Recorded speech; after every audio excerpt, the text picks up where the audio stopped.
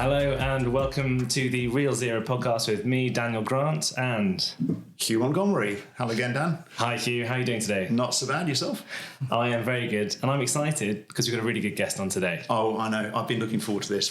I've never met my guest face to face today, so this is a great pleasure. We've been doing a lot of stuff online, so real joy. Good stuff. Well, let's bring you in straight away. Tony, hello. Do you want to introduce yourself, please? Yeah, I'm Tony Burdon. I'm the CEO of Make My Money Matter. We're a public campaign in the UK trying to engage people with their money, engage organisations with their money, and trying to shift that into sustainable investment that doesn't drive the climate emergency, but actually tackles it. Great. Well, I'm going to get Dan to start asking you the question, but we always ask everyone the same question to start with. The climate crisis we know is a crisis. Same question we ask everyone.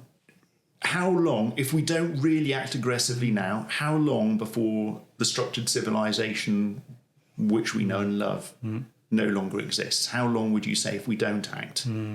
It's a fantastic question. So I sort of think in 10 years' time, I think 2035 we'll see the breakdown happening. The really interesting question from that is why, given that, isn't the world acting rapidly, seriously?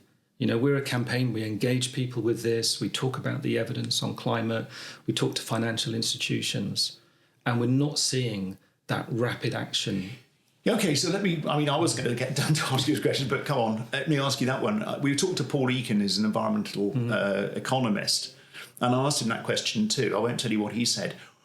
So given that the evidence is there, everyone who works in this field has the same view that I've come across, that we probably without action, it's over for us. For us, I'm 62. Why is it these people, they must be clever, right? They can't be stupid if you're running a bank and why are they ignorant? Have they got a wrong political lens? Are they selfish? Are they psychopaths? Our economy and sort of certainly private investment runs on the notion of shareholder return. So the purpose of a company is to provide shareholders with returns. There's another level, which is when you work in that company, you want a bonus, you want to be paid well. So all of the incentives drive everybody to invest in ways that make money now. A lot of that is focused around short-term return. If you look at someone who works in a bank or an investment institution, they might work there 3 years, 5 years in a leadership position, then they move on. So the sort of loyalty to the long-term company isn't really there. It's short-term focus for profits and short-term focus for big salaries and big bonuses. But Dan and I are doctors, right? And we deal with health all the time by nature of our job. And there are people who will say, well, I'm just going to shoot up heroin now because it's really good fun and, I really don't care if I'm dead in 10 years. And there are people who live their lives like that, which I get. But most rational human beings who enjoy life, who don't actually see no point in it at all, don't do things now to go, well, I'll have a bit of a laugh for a couple of years and then I'm dead in 10 years, especially if they're not young and especially if they have children, they're going to kill their own children. So why does this immediate bonus mentality trump their own survival and that of their own family? So you've got the financial system, which I think is not fit for purpose in a world that there's a climate and nature emergency. So then above that, you have governments who, have regulatory bodies that work nationally and globally. So the heart of the problem is our politics. So politicians are even more short-term than bankers, if you can believe it.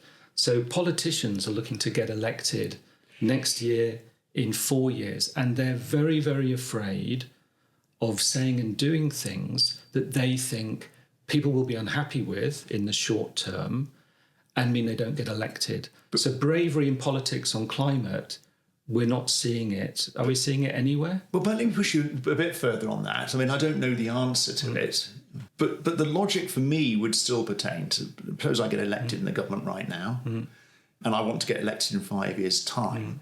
If I haven't acted correctly, I won't be alive with a meaningful quality of life. My children might be dead in 10 years from now. I'm no longer, if it's me, I'm no longer worried if I get elected in 5 years. I'm much more worried if I'm going to be alive in 10. Why do they not know this, or do they not feel it? Or Yeah, I don't know. I'd say someone like Ed Miliband understands that very well. But you look at Rachel Reeves, you know, she's in a sense our first green chancellor.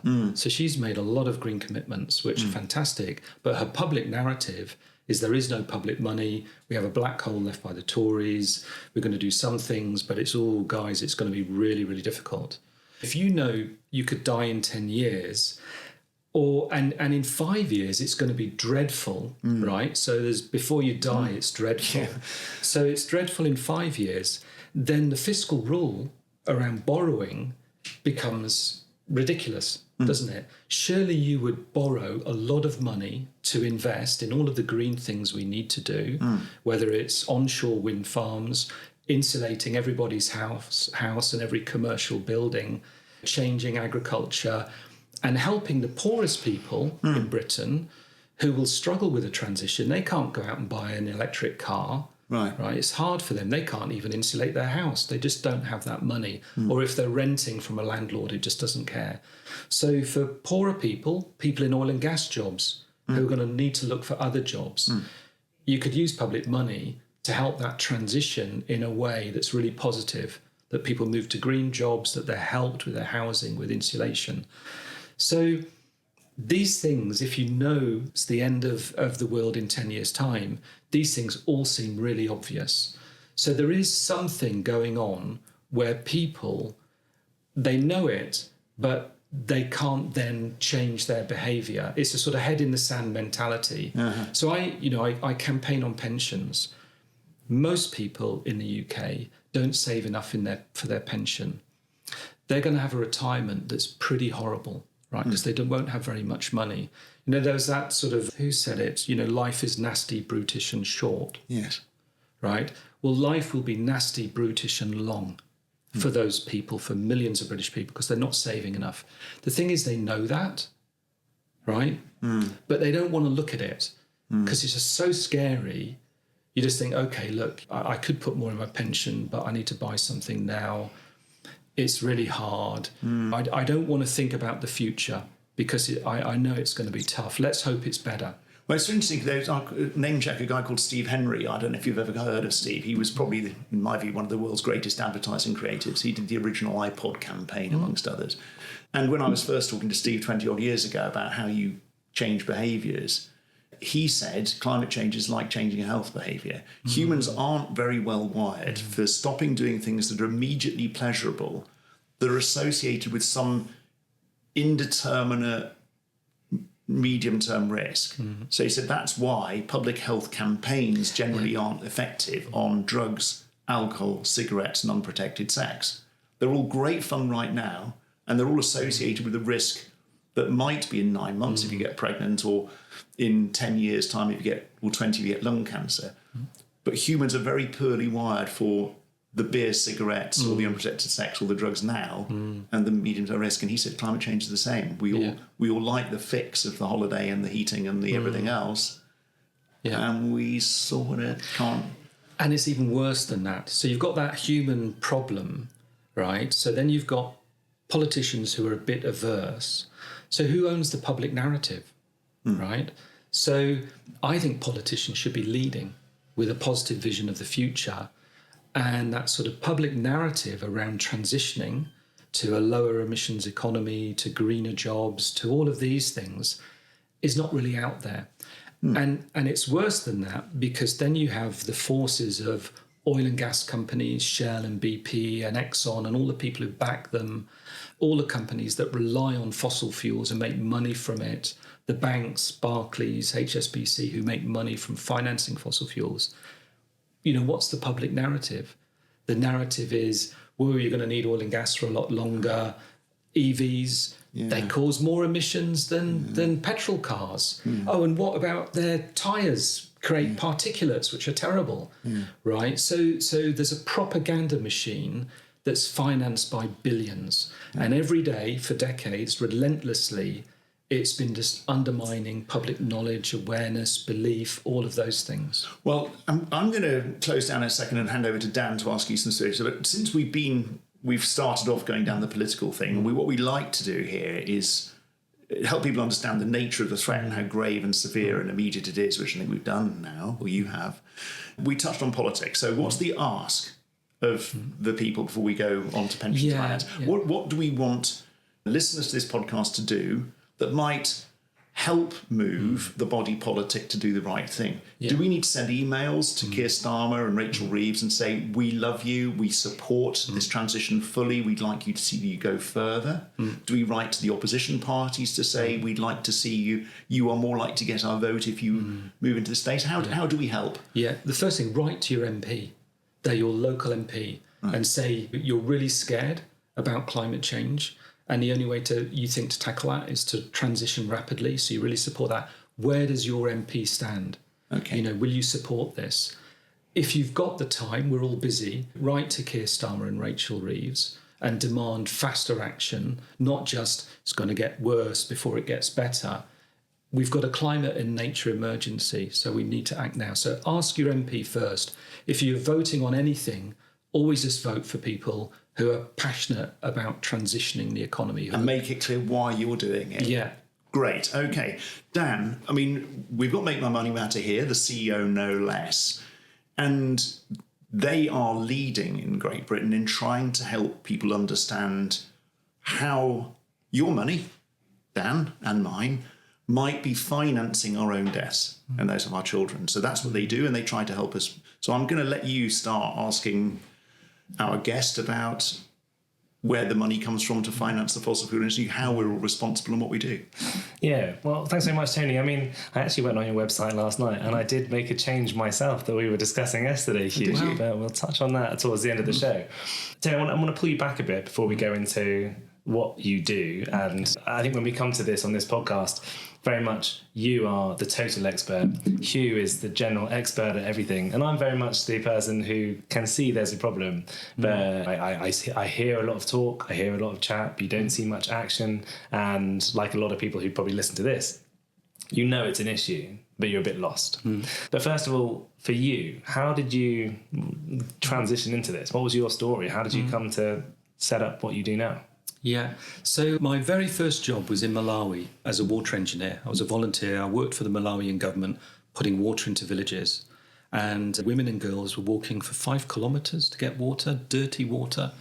So what I found was that I could make a difference. And I didn't know that. I was 20 years old. So ever since then, I've been passionate about trying to make a difference. And I ended up working in international development, worked for Oxfam a long time, then went into Treasury when Gordon Brown was there as a civil servant, helping him on international development issues. Then I went across to the Department for International Development. So I've worked overseas a lot of my time, basically focused on trying to tackle poverty reduction. And it was in my last job where I managed the private sector department. So we had a very large budget that was invested in businesses in poor countries and invested in institutions that were trying to tackle poverty reduction and grow those economies.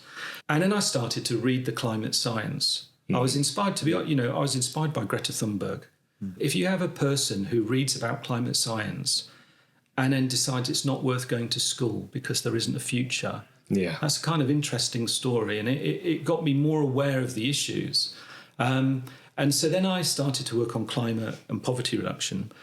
But what I wanted to do in my day job was how to mobilise investment in poor countries, how to get private investment going into those countries to look at economic growth, shared economic growth, invest in businesses, in state utilities, all of these sorts of things, but also to tackle the growing climate emergency. And then I wanted a campaign that said, make poverty history by investing in poor countries. That was my title. And I started talking to Richard Curtis and his team, and he came up with Make My Money Matter, which is a much better title, really.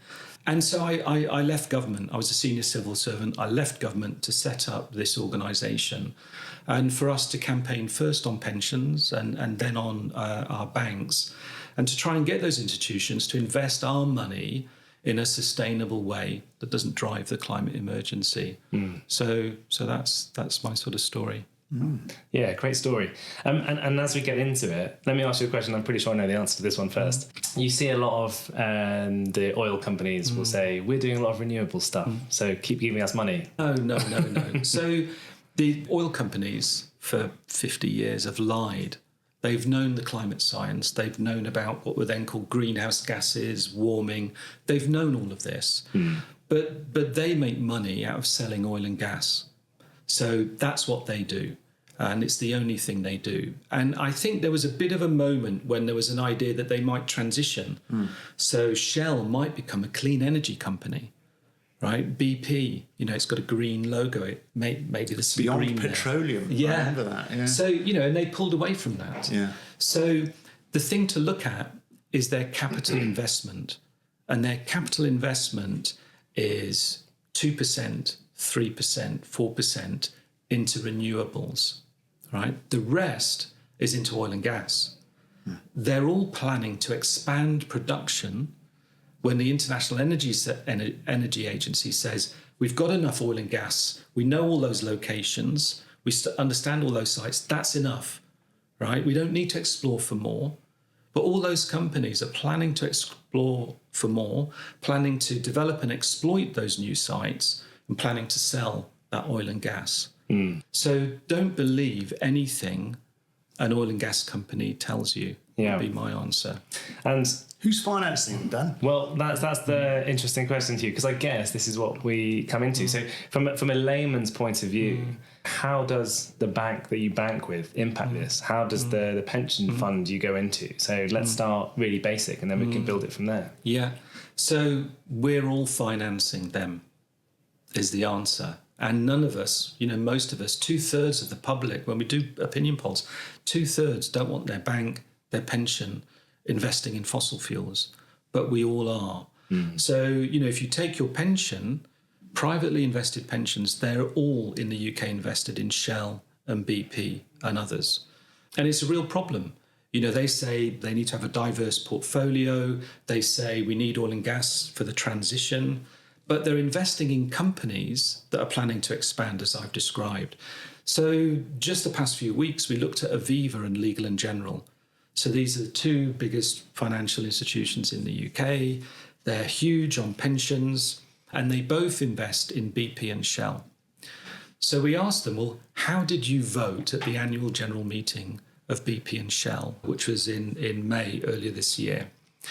So there were 45 votes that they could vote on as shareholders, because they own a stake in both companies. And on one vote, which was the energy transition plan of BP and Shell, they opposed it.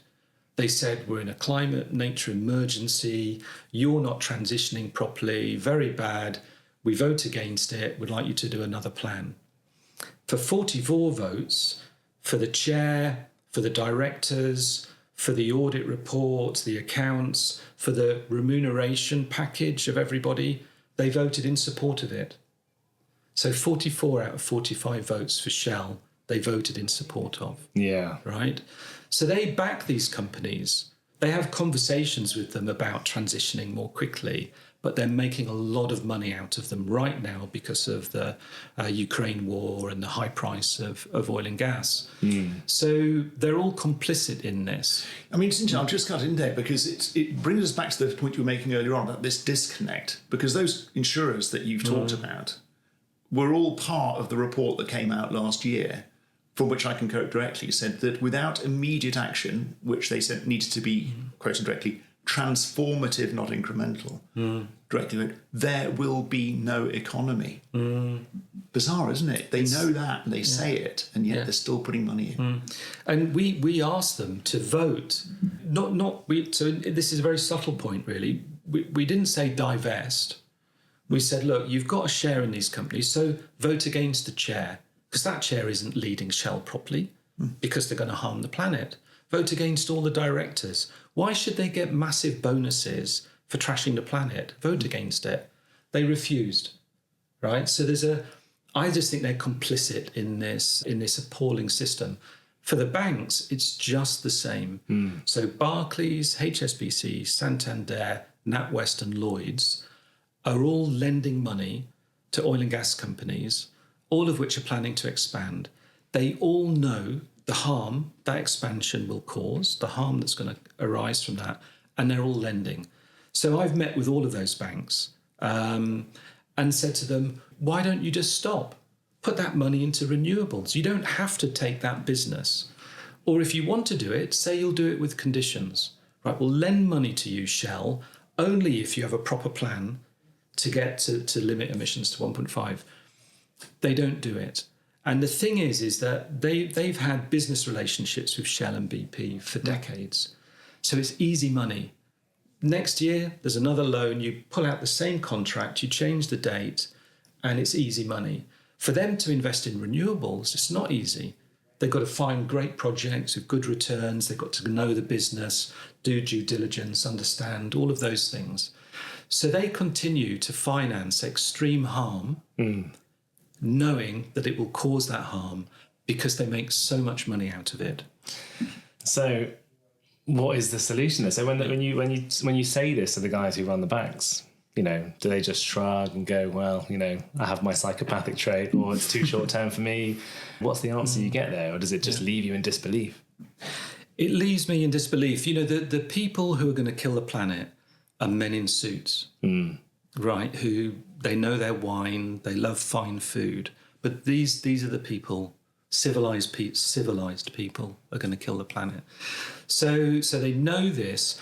But they're also caught in this system where they're supposed to make money. Yeah. So if they said to their shareholders, right, I'm Lloyds Bank, I'm not going to finance those oil and gas companies because they're causing this extreme harm. We're going to invest in renewables instead. In the short term, that's going to make less money. And their shareholders might say, well, no way. We want returns this year and next year. Yeah. So you might lose your job or whatever. So there's a systemic problem with the financial system. Yeah. So we're coming on to what should they do? We know what they should do. So how do we make them do it? So that's why I started at the beginning talking about politics. So there is a thing where governments should be regulating our businesses, whether they're oil and gas companies or a healthcare business or a financial institution like your pension or your bank, regulate them to align to 1.5 degrees. Now, Rachel Reeves has said she's going to do this, mandatory 1.5 degree plans. Yeah. So I hope they happen. And I hope they're regulated with really tough enforcement measures that look at the plan. And there's punitive measures if they're not aligning seriously. Now, of course, we've talked, or you've helped us understand that we can, at the end of this, ping an email to Rachel Reeves and to Keir Starmer and to our MP and say we support this and we want to drive it.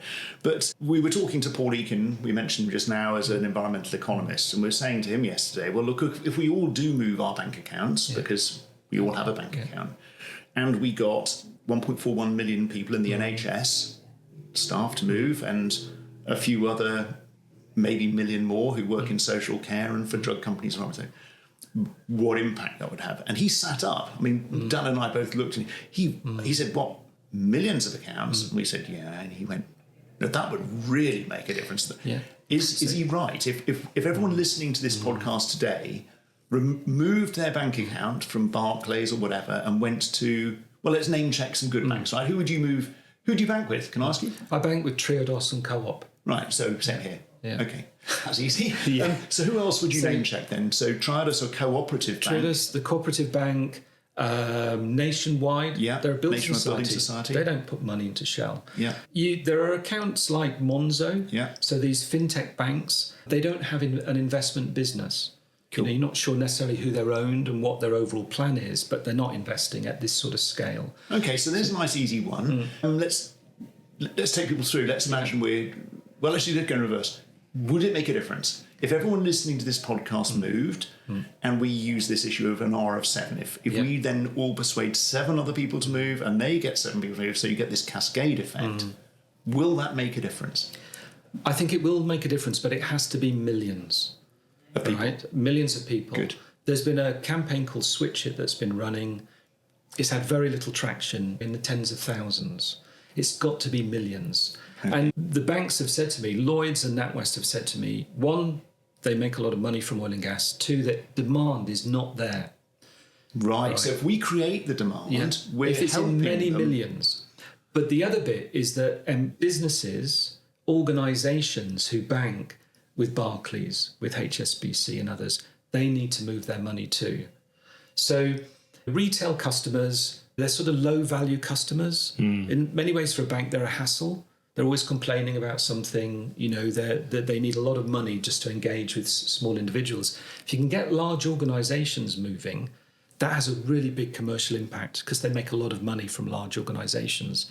So we need many millions of people. We've got to get a lot of organisations to move, and we've got to publicise it so that there's reputational harm and everyone understands, wow, this is what demand looks like, and there's an energy about it. Well, I'm optimistic by this. I have to say, I don't know about you, Dan, but the talk of millions of people moving, it could feel disempowering. People go, well, there's no point in me doing it, my next door neighbour won't. But actually, as we say, if one person we move and we persuade 7 others to move, that's 8. If each of the 7 gets 7, that's 49 plus the 8. And if the 40, you can see how the maths works out. Yeah. 2 million people could move really quickly, and it's not harmful or difficult to move. And we should perhaps touch on that, because there is an online system you can explain to us, isn't there? We've all used it. Yeah. We'll come to Dan in a minute, because I've been kicking his bottom lately about bank accounts. They say it's a 10-minute process. In my experience, it's a 30-minute process. But you move your bank account online. It's a form to fill in. Your direct debits move.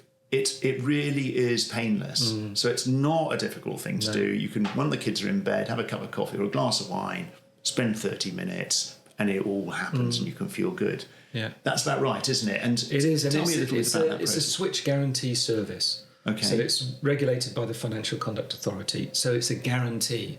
Right. So the banks, if you see a direct debit gets lost, the banks are liable for that.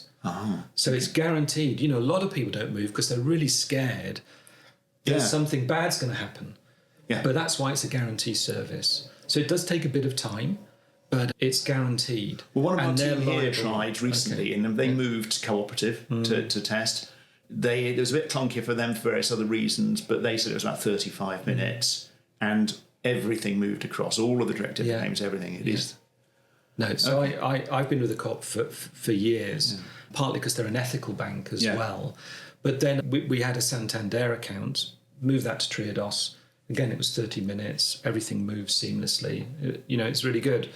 And then you've got a bank that's doing good stuff. It's not causing harm. Whether it's an ethical bank, whether it's Triodos, which is a purposefully green bank, or whether you with the Nationwide, which is a building society. It's helping people buy a property, get on the ladder, all of those things. So I'm feeling a bit more optimistic now. Dan, I know you were a Hollywood producer and film director and all that stuff before you became a doctor. Do you have a pension fund? I have an NHS one, so it's just government thing. I can't. Do you have a pension or investments, given that you were in Hollywood and stuff first? Well, given I worked in Hollywood, it meant the finances were rubbish, and often we didn't earn too much. So I've got my NHS pension, and it's actually a really interesting question because there are ongoing talks about setting up better funds at the moment. So, you've mentioned the banks, and I just want to make it really clear. Do you want to name and shame bad ones? So just on the banks, let's finish. If you bank with Barclays, HSBC, Santander, NatWest and Lloyds, just move tomorrow. Go to the and corporate. Barclays is especially bad, isn't it? Barclays is the worst. They're the biggest. They're the biggest in Europe for financing fossil fuels and financing expansion. But HSBC is as well. And the really sad thing, the thing that really saddens me about NatWest and Lloyds, oil and gas is only 1% of their business. Yeah. Right. It's very small. Okay. They know the harm that causes. They still do it.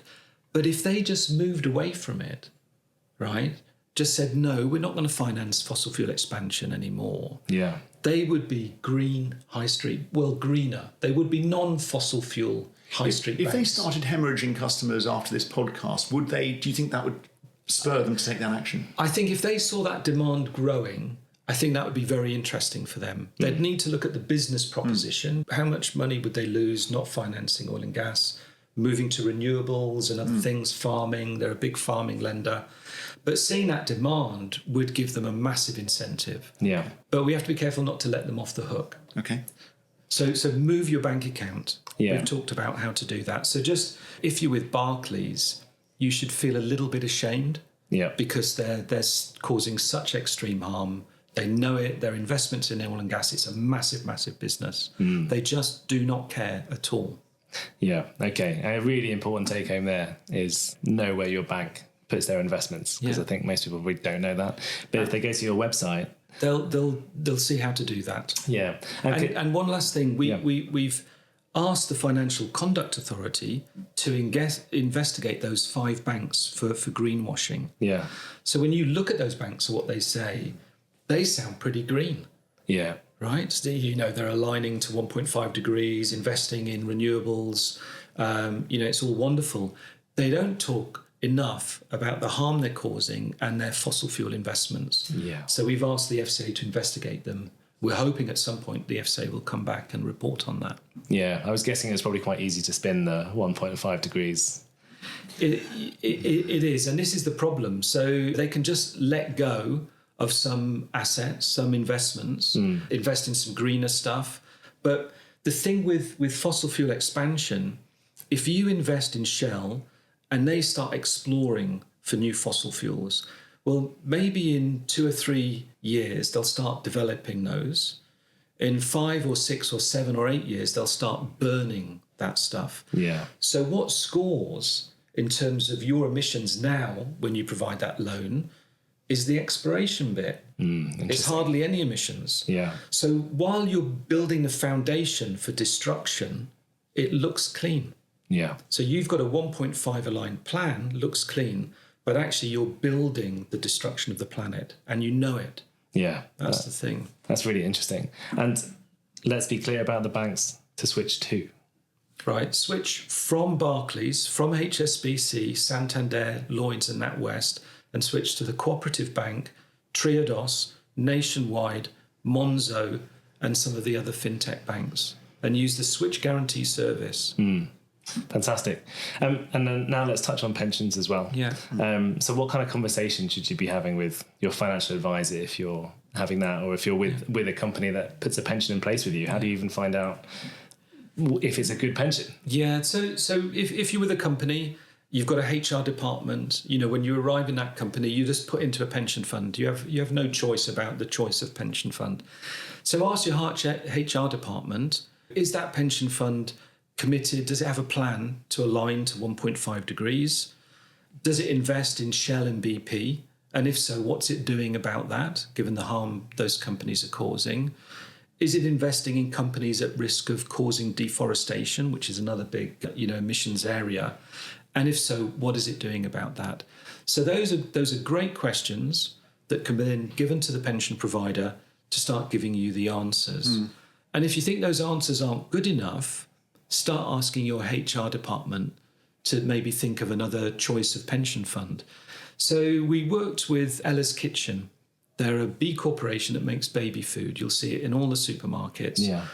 And Ella's Kitchen had engaged with us earlier when we were demanding that UK pension funds commit to 1.5 degrees, which many of them did, and I'll come back to that in a minute. So they were with a pension provider that had made the commitment, but actually didn't appear to be doing very much about it at all. So over a period of time, they became unhappy. So they got a financial advisor to advise the company who's better than the company we're with. And they got 2 of those companies that ranked highest to do a pitch to Ella's Kitchen, and then they moved the staff pension. Yeah. And the provider that they moved to paid for the transfer, and staff said, wow, that was the best thing you did for us all year, right? Not the holidays, not the other things, but we just know now that our money's being invested in a way that we're happier with. So, this is interesting because individuals who've got a choice about where they invest can make those decisions. And we can help the organisations in which we work or for whom we work. We've done this for charities, which boards I sit on, we've moved. Maybe we haven't made quite as much money as the blood money we'd have got out of Ukrainian gas price inflation. But we've done very well out of investing completely ethically in all of those. And it seems to me that there is that feel-good factor. So any companies listening to this now, your employees you might find want to move. The other bit, of course, is the logic. If we continue to invest in the bad stuff and no one changes, we die. In which case, having the money in the account, the money becomes suddenly worthless anyway. Remember that actuary's quote, there will be no economy. It was pointless. if everyone does move on climate change, your money's in the wrong place because it's going to become worthless where it is. So the logic all the way through here is to be investing in the clean stuff, isn't that right? I mean, it seems to be wholly logical to do that. Yeah, that's absolutely right. And I gave evidence at a Work and Pensions Committee hearing in the Houses of Parliament and made exactly those points. So the trustees, the fiduciaries, the people responsible for managing your money in your best interests, right? That's their duty bound by law to manage that money in your best interests. And they do that for all pension savers and for retirees as well. So they've got to think of today's generation and a generation in 50 years' time.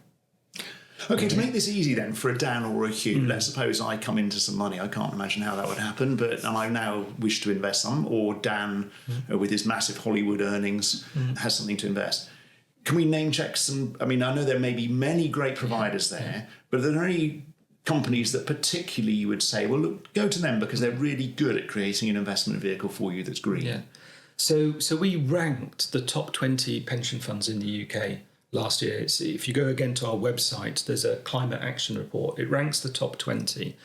The best were Aviva, who I've just criticised earlier, Legal & General, and Nest, which is a really large, it's the largest in terms of members.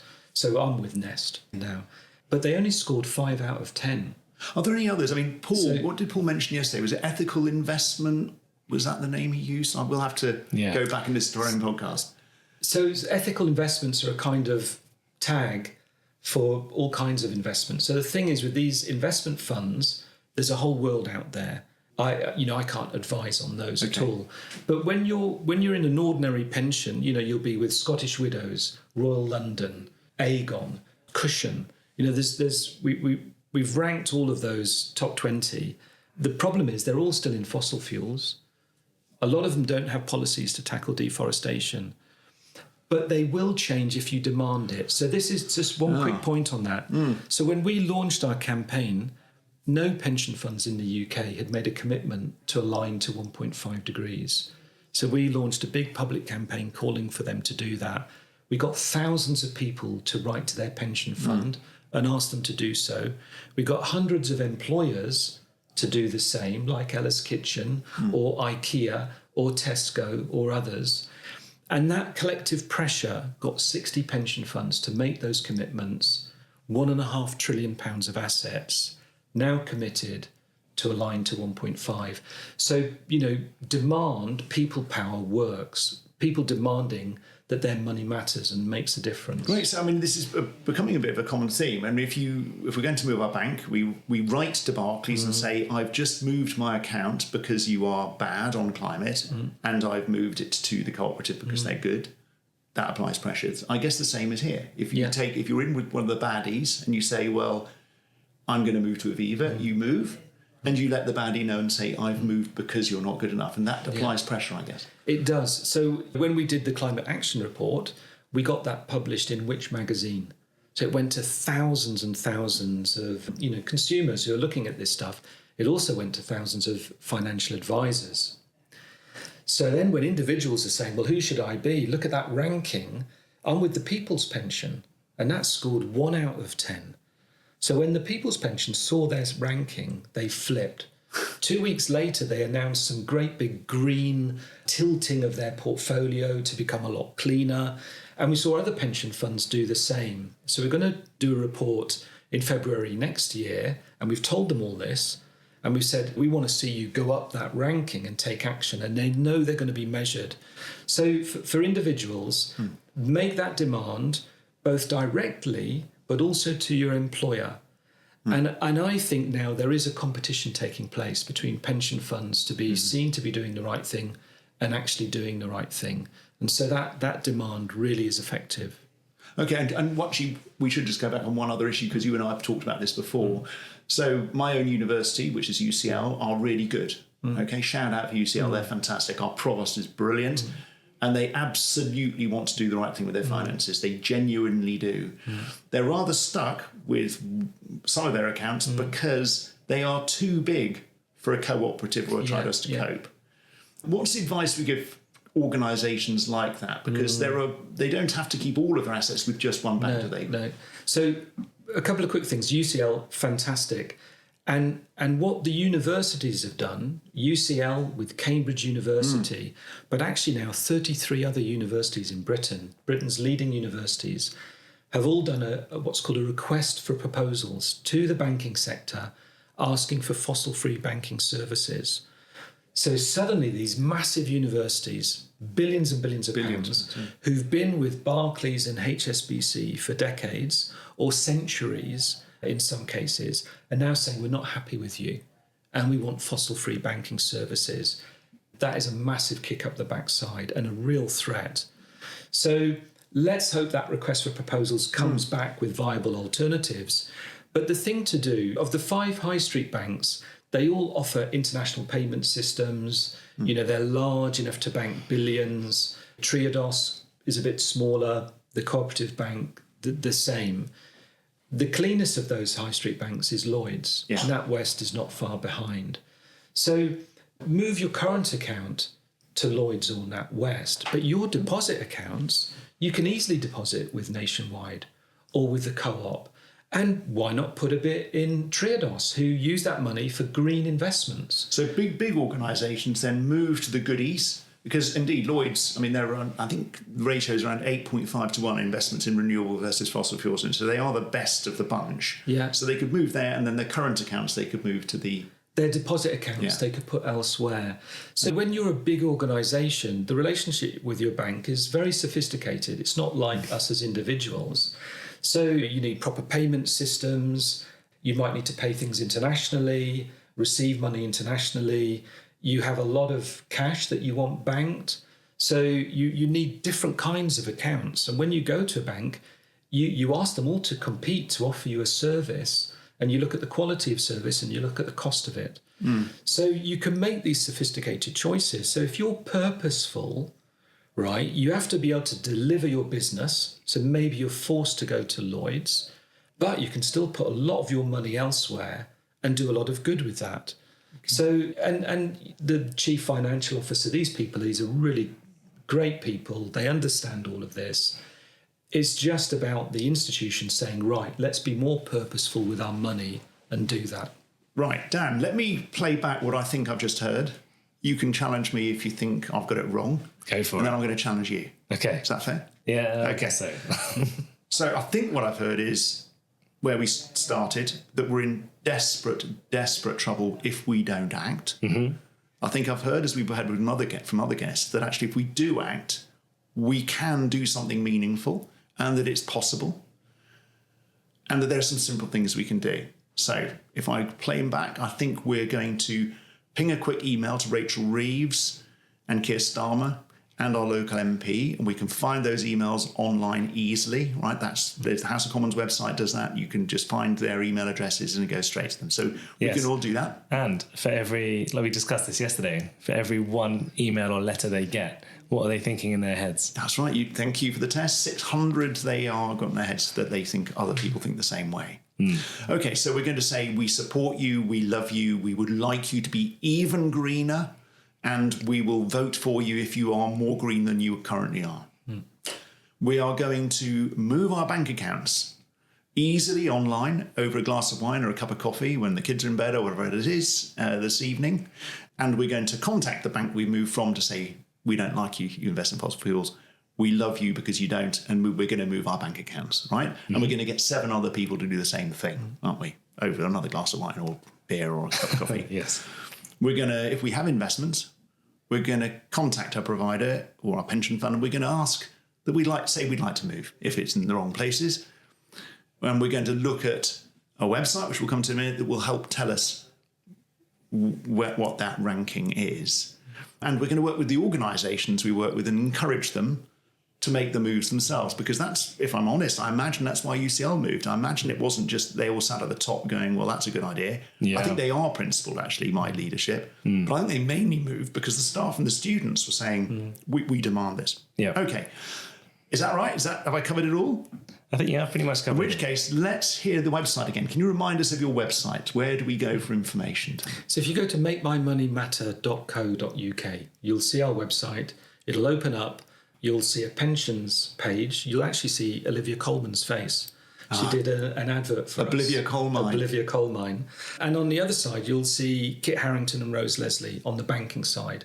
They did a thing about an uneasy relationship as a couple. And that was a bank and an oil and gas company. And under each of those, you'll see a range of actions that you can take. You can write to your pension fund if you're with one of the top 20. You can write to your bank. And then there'll be switching guidance as well. And we've also ranked the banks. We have a ranking of the pension funds. So I think the thing is this is not difficult to do. It's just, you just got to make a bit of time. Think about the future for yourself, for your children, your family, for people around you, and just cut out a little bit of time. Take some of those easy actions, and we're going to start to tackle this really, really horrific problem. Well, that's really exciting. And I'm going to challenge you, Dan. So when we last met Paul, which was recently, Paul said, you've got to move your bank account, right? And we asked you, and who did you say you were with? I said I was with TSB, who were on neither list on the website, but I presume they're probably more towards the bad side than the good side. Yeah, I'm just not sure who owns TSB. Yeah, although I would say that I was originally with Lloyds, and then it became Lloyds TSB, and then I got moved to TSB. So I guess deep down, it was probably Lloyds to start with. Anyway, so who are you banking and investing with now? Have you made any moves yet? I did make a move. Did you? I made a move to Starling Bank. Which is one of the fintech banks, which I believe is on your website as being one of the good ones. Good for you. And was that, when did you do that? You did this? You know what? It was really easy, and it's a way better bank. For me as a consumer, I get text messages if I spend any money. TSB, I didn't know what was going on. I could be frauded and not find out for like 3 months. Whereas now, I can just see everything straight away. Really? Yeah. So for me, it was really easy. Really easy. And you're going to manage to bully or persuade or cajole or encourage some more people, do you think? I will. And I've already kind of done it myself. So my charity, UK Wallball, we've moved across to Starling as well. So basically... An organisation, it does probably not going to have the massive financial impact as like UCL or some other organisations, but we're already beginning to make that move. So there you go. Well, congratulations, Sam. Thank you so much for what you've done. Yes. We should thank our guest. Yeah, Tony, thanks so much for coming in. I mean, I think from my point of view, often this whole thing seems a bit existential, and then people freeze away and I don't know what to do. It's beyond my control. But I think you've given some really good examples today of the fact that even just asking a question at work or writing a little letter, these things are really easy to do. And that tiny question to your HR department can lead to massive changes with proper global impact. And if you have acted, let us know. I mean, Real Zero is a non-profit, charity-funded organisation. We're trying to help people make change. We don't make money. We're not recommending Co-op because they're giving us cash, for instance. But if you've made the moves, please do let us know. So we're realzero.earth is our website. There's a way of contacting us there as well. We'd love to know if you've made the move, whether you've had success in helping other people make the move. And I'm imagining, we would love to work with you. So if you've got time and want to help join the gang, please do. Could you use support at all in Make My Money Matter? How's your organisation set up if there are people listening to this who want to help? You just let us know, get in touch. We have an info address on the website. So just get in touch. Taking action, promoting it, on Instagram, on Twitter, all of these things help build this movement to make our money matter and drive the change we want to see. How exciting. Yeah, fabulous. Well, Tony, thank you so much for your time. Pleasure to be here. And Hugh, we'll see you next time. Wonderful. Thanks again, Tony. And Dan, lovely to see you again. Good stuff. Cheers. Take care, everyone. Thank you. Bye-bye. Bye.